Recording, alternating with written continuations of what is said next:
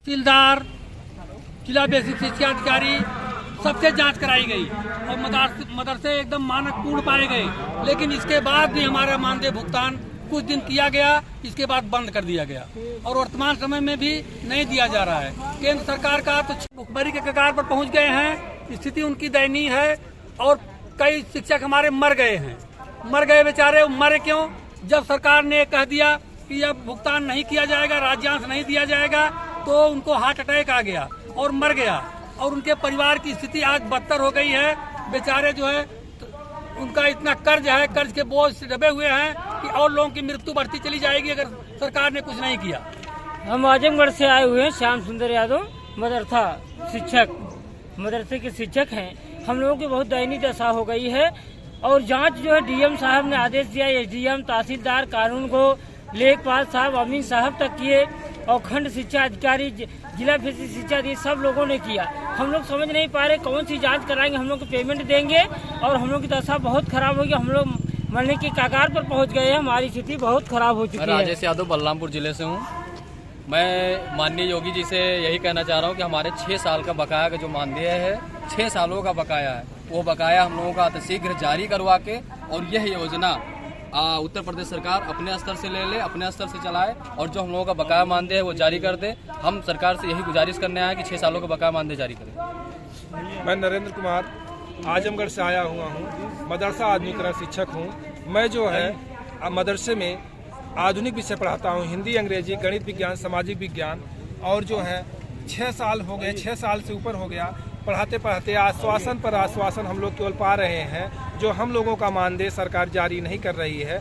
हम लोग यही सोच रहे हैं कि सरकार अब जारी कर दे, अब जारी कर दे। ऐसे करते करते 7 साल बीतने वाला है, जो है मार्च में 7 साल हो जाएगा। हम लोग बहुत ही मुश्किल से अपना जो है जीवन यापन जी रहे हैं, बहुत ही परेशानी है। बच्चे जो हैं, बच्चों को फीस नहीं दे पा रहे हैं, बच्चों का जो है कपड़ा नहीं ले पा रहे हैं। फिर भी जो है हम लोग अपने टाइम पर समय से मदरसे में जाते हैं और 6 घंटे मदरसे में बच्चों को शिक्षा देते हैं। दूसरे के बच्चों को शिक्षा दे रहे हैं, जो गरीब बच्चे हैं उनको शिक्षा दे रहे हैं, परंतु अपने बच्चों को हम शिक्षा नहीं दे पा रहे हैं। उनके जो है कपड़े, कापी, किताब की व्यवस्था हम नहीं कर पा रहे हैं। जो अन्य बच्चों को हम कर रहे हैं, जो सबसे निम्न स्तर के बच्चे हैं वही हमारे मदरसे में पढ़ते हैं। सबसे गरीब निचले स्तर के जो बच्चे हैं हम उनको पढ़ाते हैं।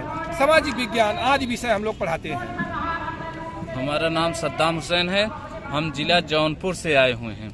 हम लोग इतना परेशान हो चुके हैं, ये धरना दिल्ली में भी दिए और लखनऊ में भी दिए, अभी तक हम लोगों का कोई भी सुनवाई नहीं हो रहा है। अब हमें ये नहीं पता हो रहा है कि हमारा गुनाह क्या है।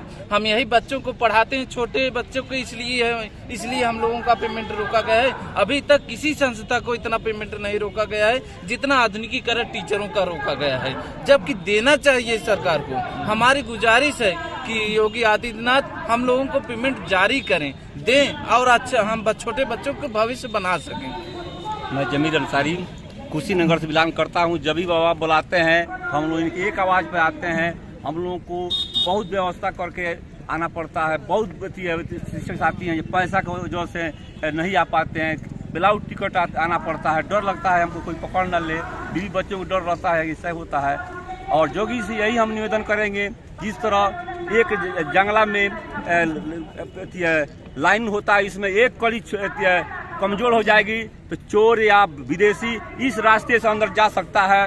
तो इसलिए कहेंगे अल्पसंख्यक विभाग है या इसमें से वीर अब्दुल हमीद, राजेंद्र प्रसाद, बड़े बड़े योद्धा निकले हैं, बड़े बड़े विद्वान निकले हैं। उन लोगों को इसको तोड़ा नहीं जाए, महानता रहेगा और तब विकसित भारत होगा। अमृत महोत्सव मना रहे हैं, यहाँ पर हम लोग प्रताड़ित हो रहे हैं। मैं सैयद वसीम अली डिस्ट्रिक्ट शाहजहांपुर से आया हूँ। यहाँ पर 18 दिसंबर से कंटिन्यू धरना चल रहा है अपनी मांगों को लेकर। हमारी जायज मांगे ये हैं कि हमारे 6 साल से जो रुका हुआ मानदेय है वो उत्तर प्रदेश सरकार जारी करे और इस योजना का संचालन उत्तर प्रदेश सरकार से करे।